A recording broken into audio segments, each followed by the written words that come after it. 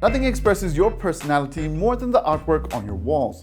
So if you're into the quirky and vibrant color art scene, then you should check out the Daville Baillie Gallery in Hyde Park this weekend.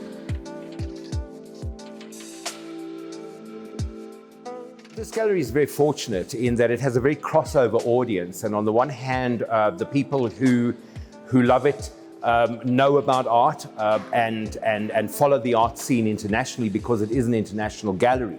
But on the other hand, there are people who are learning about contemporary art as they go along, and they're kind of like coming upon it as they go through their cultural lives.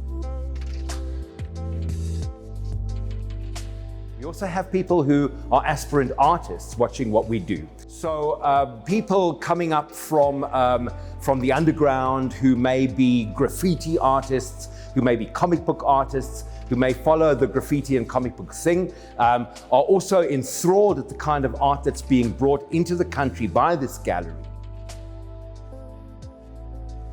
Hyde Park is a totally different place to Victoria Yards, where we are also situated.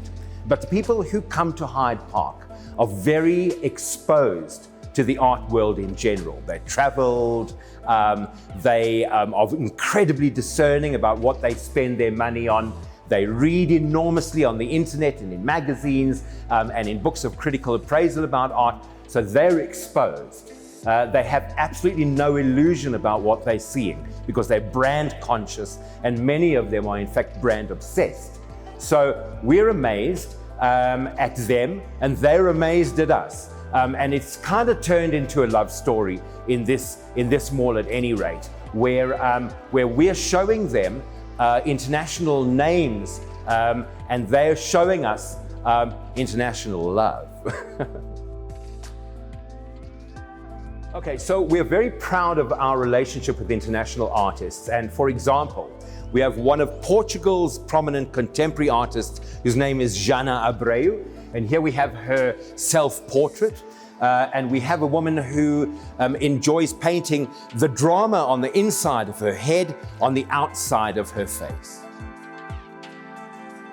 So we also have relationships with artists from across generations in Johannesburg. This, for example, is an artist called Zakes Msane. He's self-taught, he lives around the corner, he frequents the gallery, and of course his focus is on the everyday lives of ordinary citizens with a kind of like pop surrealistic edge.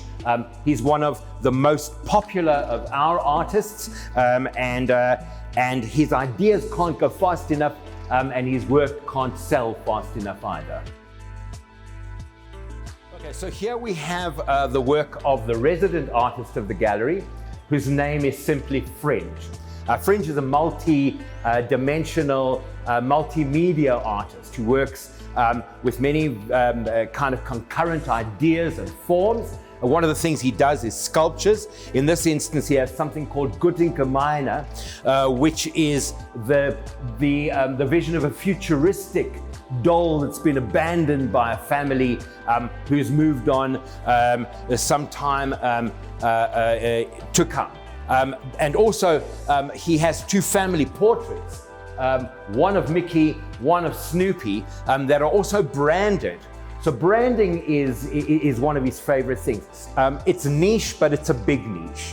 So you have to ask yourself what that really means in terms of the art world.